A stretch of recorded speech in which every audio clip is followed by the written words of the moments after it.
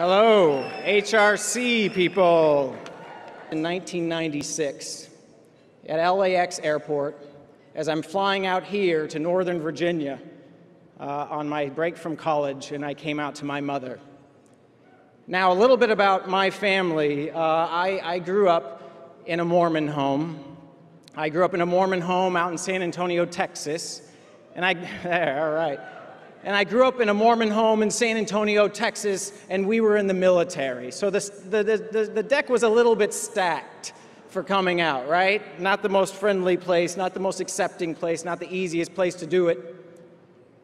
But a lot had changed for me since my childhood. I'd gone up to San Francisco and I discovered the theater world. And then I'd gone down to Los Angeles and started at UCLA. And I'd started meeting actual gay and lesbian people, real gay and lesbian people, and they didn't have those horns that the Mormon prophet said they were going to have. And they didn't seem particularly disturbed or depressed or upset. In fact, we had a really good time, and if you went down to West Hollywood at happy hour, we were having a great time.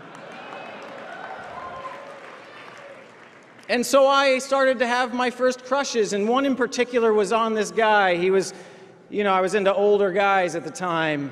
And he was 22 years old and a grad student.